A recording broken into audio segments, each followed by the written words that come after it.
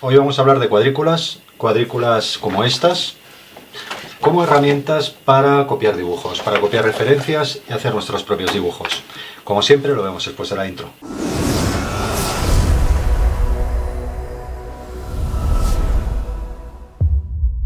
Empezamos hoy una serie de tres vídeos hablando sobre el tema de las cuadrículas, sobre cómo utilizarlas.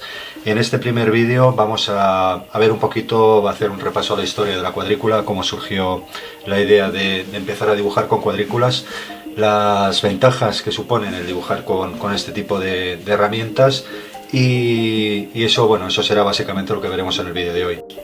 En el siguiente vídeo lo que veremos será cómo crear unas cuadrículas como estas, utilizando metacrilato. Vamos a crear las cuadrículas y os voy a enseñar a cómo dibujar en diferentes escalas. Es decir, teniendo la referencia en una escala, cómo poder hacer nuestros dibujos en hojas de diferentes tamaños, utilizando la cuadrícula. Y por último, en el tercer vídeo lo que veremos será, bueno, una parte práctica donde utilizaremos una de estas cuadrículas que hemos creado para copiar, digamos, las líneas fundamentales de un dibujo. En este caso será este perrito.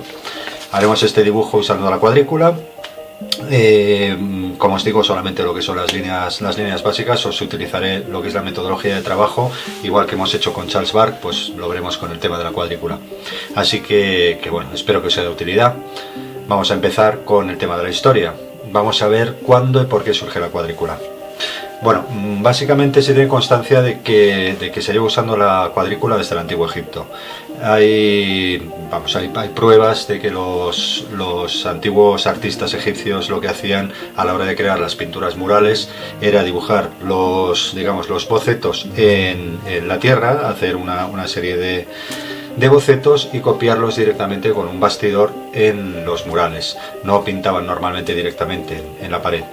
Esas, digamos, serían las primeras manifestaciones, las primeras referencias que tenemos acerca del uso de cuadrícula, pero realmente cuando cobra importancia es a partir del Renacimiento, básicamente con dos artistas principales, que son en el Renacimiento italiano, el gran Leonardo da Vinci, y en el Renacimiento alemán con Alberto Durero, que sería, digamos, el que introdujo la cuadrícula, el que se encargó de difundir la cuadrícula por toda Europa, el uso de la cuadrícula.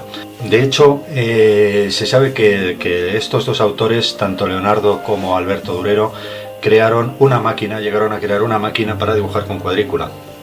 Especialmente la de Leonardo da Vinci suele estar en casi todos los museos sobre Leonardo, en las exposiciones que hay sobre Leonardo da Vinci. Vais a ver la máquina, el invento de la cuadrícula de Leonardo. Esta, por ejemplo, si tenéis la oportunidad de ir a Roma o a Florencia, yo la he visto tanto en el Museo de Leonardo, el del Vaticano, el que está en Ciudad del Vaticano, como en el de Florencia. Podéis ver la máquina y podéis usarla, o sea, podéis ver el funcionamiento.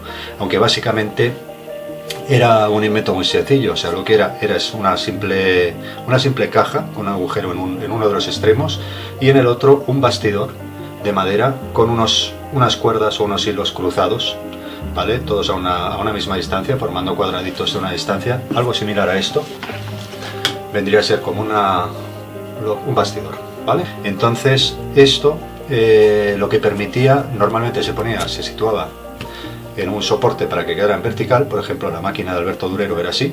Sin embargo, la de Leonardo lo que tiene es una caja, como si fuera una caja cuadrada, simplemente que en uno de los laterales tiene esto y en el lado opuesto tiene un agujero.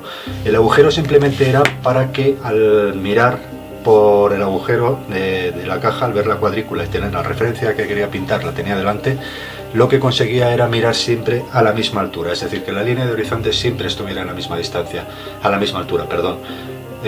Con eso conseguía pues no fallar en la perspectiva, porque realmente si tú la colocas en vertical, pero tú miras desde esa altura, si miras siempre desde la misma altura, como veis, las líneas de contorno de mi cara en este caso, pues van a estar siempre ahí.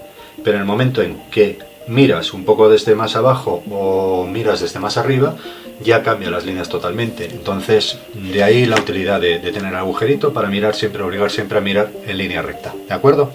Entonces con esto lo que conseguían era copiar de una manera mucho más fidedigna la realidad.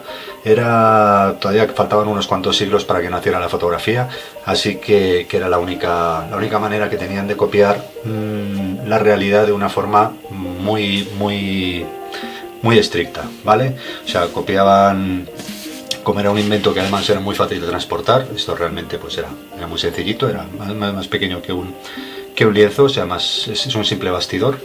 Lo podían colocar donde querían y podían colocar o al pintar al natural pues tenían a la modelo o al modelo delante y simplemente colocaban esto y podían copiar lo que es el contorno, las líneas básicas de movimiento, las líneas de la figura que estaban pintando. El hecho de que, bueno, de tener esta forma es lo que hizo también que a las cuadrículas se las reconociera como ventanas. A esto se le llamaba ventana, o sea, una ventana que servía pues básicamente para eso, para pasar lo que era un objeto tridimensional a un medio bidimensional, que era el lienzo, que era el dibujo o la pintura que estaban realizando del modelo real, ¿vale? Entonces, bueno, básicamente fueron estos dos, tanto Leonardo como Alberto Durero, los que se encargaron de hacer conocida a la cuadrícula y hacer que prácticamente todos los pintores posteriores hasta la actualidad la utilizaran.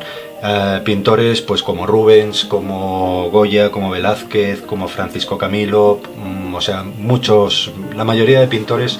En los estudios de los pintores podréis ver que todos ellos usaban cuadrícula para encajar sus dibujos. Es otra forma de encaje, igual que vimos en los vídeos anteriores, estuvimos viendo la primera lámina de Charles Bark. Esta vez pues lo que estamos viendo es el sistema de copia utilizando una cuadrícula, ¿vale? Pues en el siguiente vídeo lo que vamos a ver va a ser la creación de estas hojas de metacrilato y bueno, que no tiene ningún misterio, pero sobre todo lo que es importante es cómo trasladar estas medidas a nuestro papel cuando el cliente nos pide unas medidas determinadas. Es decir, cuando nosotros tenemos una hoja, nuestra cuadrícula es un DIN A4, por ejemplo, son 30 centímetros de largo, 29,7, aproximadamente 30 centímetros de altura por 21 de ancho, o sea 21 por 29,7, ¿de acuerdo? Entonces, esto para copiar a 1 a 1 pues está a una escala idéntica al original, está muy bien, pero cuando tenemos una foto pequeñita y la queremos hacer en un formato grande, pues os voy a enseñar las formas de trasladar estas medidas, o cuando el cliente nos da una de las medidas, nos dice pues quiero, o nosotros mismos decimos vamos a hacer un cuadro que tenga 1 metro o 1,5 metros de alto. Entonces, pues bueno, cómo trasladar estas medidas, cómo saber qué tamaño tienen que tener nuestros cuadros en nuestra referencia, en nuestro papel, comparados con los que tenemos en nuestra referencia. En el siguiente capítulo lo que vamos a ver es cómo hacer, como os decía, una en formato DIN A4 y una en formato DIN A3, más grande, para las dos medidas más habituales con las que iremos trabajando. Y os enseñaré, como os decía, pues a poder transportar esas medidas a nuestra hoja de trabajo. Y en el tercer capítulo lo que veremos, como os decía, pues bueno, es el dibujo de este perrito. Dibujaremos básicamente lo que es el contorno y las líneas básicas. Para ello, bueno, os he preparado, que podéis descargar en la web. Os recuerdo que para poder descargar todo el material extra de estos vídeos debéis estar registrados en la web. Es totalmente gratis, no tenéis que pagar nada ni se os va a cobrar nada en ningún momento. Simplemente tenéis que poner vuestra dirección de email, el país desde el que estáis conectando. Esto es simplemente por saber un poquito desde dónde me escribís, y crear una contraseña en la que vosotros queráis, que esa la guardáis en un lugar seguro para no olvidaros, y ya está. Y con eso ya estáis registrados y ya podéis acceder al área de usuarios. Tenéis un vídeo, de todas formas os dejo aquí un enlace a un vídeo que hice hace tiempo para enseñaros cómo debíais registraros, cómo podíais registraros en la web. Os lo digo porque las referencias estas, tanto la original que vamos a copiar, que va a ser esta, como la versión con la que suelo trabajar yo, que es esta otra, ¿vale? Que es la misma imagen, pero bueno, con unas técnicas de Photoshop aplicadas, que os explicaré más adelante también, para simplemente sacar lo que son los contornos, las líneas maestras con las que debemos trabajar, ¿de acuerdo? Eso lo veremos, como os digo, en el tercer capítulo. Entonces, por hoy yo creo que que esto sería lo que os quería explicar. Espero que no haya sido mucho rollo. Ya os he dicho que es un pequeño resumen del porqué de la cuadrícula, por qué es tan importante la cuadrícula, cómo nació, cómo se difundió y cómo ha llegado hasta nuestros días, y la forma que tenemos hoy en día de aplicarla de una forma bastante eficiente. Espero, como siempre, que os haya gustado el vídeo. Os doy muchas gracias a todos aquellos que seguís los vídeos, que le dais me gusta, que compartís, y os doy la bienvenida a todos los que os habéis suscrito en las últimas semanas, que habéis sido unos cuantos. Así que muchas gracias por vuestra atención, por vuestro tiempo, y nos vemos la semana que viene con más contenidos. Un saludo, amigos.